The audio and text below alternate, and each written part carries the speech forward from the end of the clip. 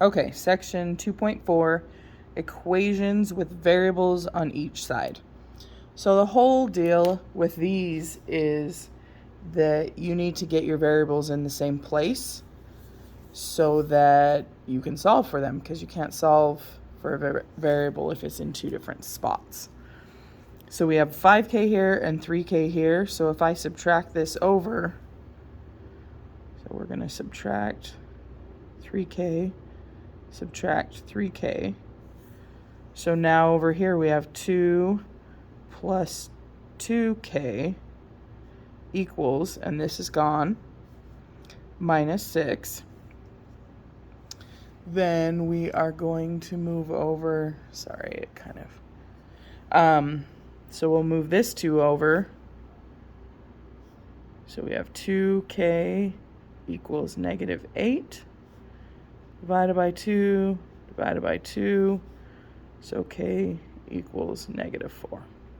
So from like here down, we're used to that. It was just here we needed to put our variables together. So then we'll look at the next one. Okay, so we've got a negative 7a and a positive 5a. So if I move this one over, it'll remain positive because we want to keep them positive. So now we have 12a plus 2 equals 6. Then this is gone. So we're going to subtract 2. 12a equals 4. And be careful here. Many people say, oh, the answer's 3. It's not, because you have to divide by what's with the a. So then a equals 1/3, or 0.33 repeating. I'll take either answer.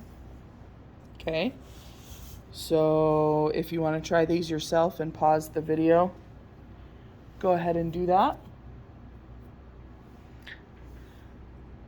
So on this one, if you brought the 7 over here, it would put everything on one side. So we really do need to take the 3 to the other side.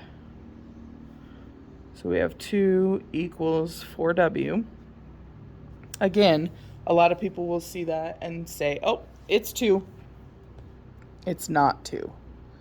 You got to make sure that you're paying attention and slow down just a little bit so that we can get the correct answer. Then here, we're going to go ahead and subtract 3.3c. So when we subtract that, that's negative 2c equals 2.8.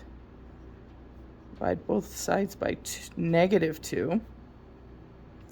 So then c equals negative 1.4.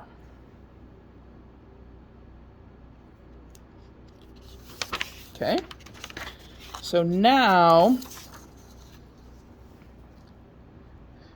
we're going to skip this one. So let's go on to this one. All right, so here you need to take care of the parentheses. And because you can't actually combine these things, we need to distribute. So 30m minus 18 equals, and then 1/3 times 24 is 8. And then 1/3 times 12 is 4. So now we do pretty much the same thing that we've been doing. So I'm going to subtract the 8m. So then we have 22m minus 18 equals 4. Then I'm going to add 18. So 22m equals 22. Divide both sides by 22. And m equals 1.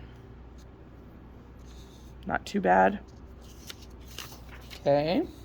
All right. So then we have, so far we've been able to get answers, like a single number for the answer. So I'm going to show you 2 examples where you do not get just a single number for the answer. Okay, so here we're going to, sorry, my camera fell twice. Okay, sorry about that. Okay, so let's try and get this to balance. Okay, so we're going to distribute. So we have 15x minus 12, and then we just drop down what's already there, and we'll set that equal to 5x plus 5. Okay, so then we see that we have 2 x's on the same side. One thing I need you to realize is that you do the math exactly as it's written. We don't change the sign because they're on the same side. The only time you actually change the sign is when you move it to the other side of the equal sign. So then we'll put this together with this. So we have 5x minus 12 equals 5x plus 5. And that looks kind of funny, and it is. But I'm going to take this one and move it over here. So I'm going to subtract it. And I'm going to subtract it. So remember, 5x minus 5x is nothing. So then we have 5 equals negative 12. Well, if you look at that, that's not true. And it would never be true. So this is no solution. And what that means is that there is nothing you can put in for x that would make this true. So anytime you get down to something that's with no variables, nothing, and you've got just numbers, and they don't equal each other, then you have to know that it is no solution. Okay, so we've done no solution. The ones before had one answer. Now we're going to go with another example. So we distribute the 3 in. So we have 6b minus 3, and then bring down the negative 7, equals 6b minus 10. If we combine these two things, we have negative 10. Okay, so you have to be very, very, very careful at this point. This is many solutions, meaning this will always equal this. But what I would like you to do before you decide that is take care of the variable and make sure that it actually goes away. So we have negative 10 equals negative 10. That's always true. So we're going to call that many solutions.